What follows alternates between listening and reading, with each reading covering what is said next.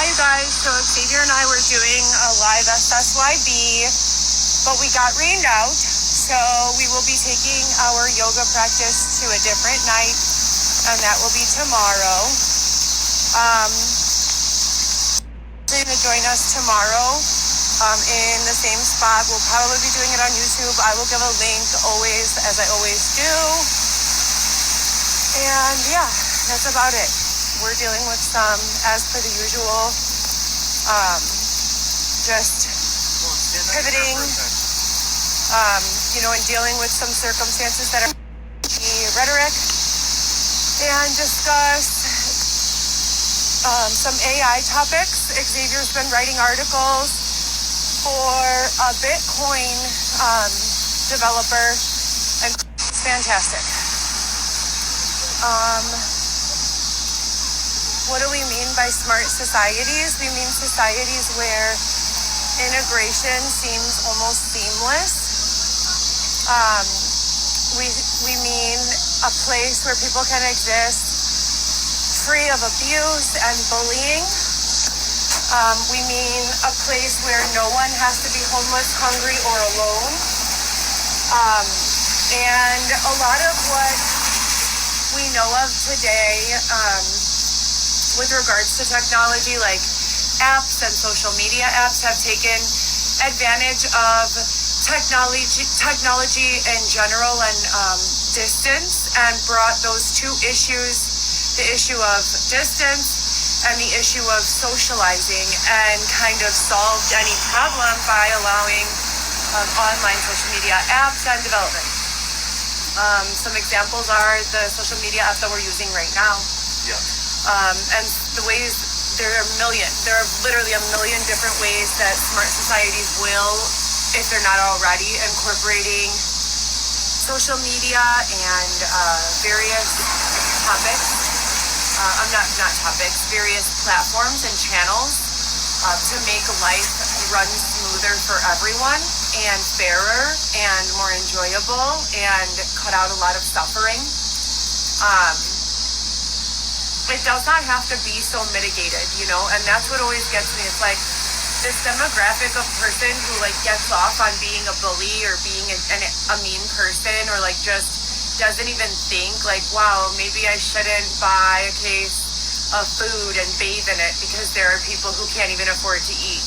Maybe that shouldn't be my shtick for social media being that way.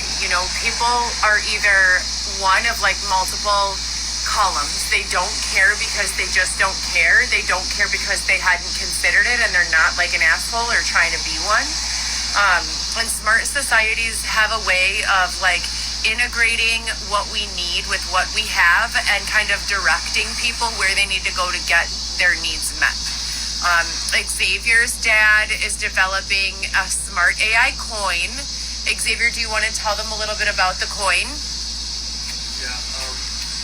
I could generalize it and say that anyone who stores their life savings in a smart coin, their life savings and all their assets can be on the safety coin, and they're it's its own network. So you do everything on the network.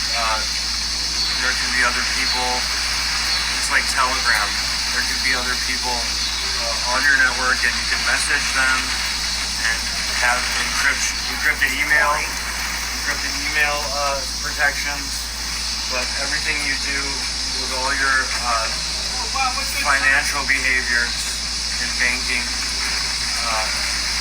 stuff that you already do automatically, is protected and secured on the blockchain. And there's not going to be millions and millions of blockchains. Everyone is going to be on the same blockchain, internationally too. Well, it's going to happen in the USA first, and then the rest of the world will catch on. They pretty much have, the corporations have had their own form of automation and organizing the different demographics of different regions of the country, the mainland United States. And they've been using AI for just data collections since the mid 90s. So, I don't know. I don't have like a specific name, and we're not looking for investors on behalf of Xavier's father. We're specifically discussing what types of benefits there are in smart coins, smart currency, and smart societies. I don't want to discuss the controlling factors because there are many of them. It will intentionally bring certain people together. It will also intentionally separate certain people.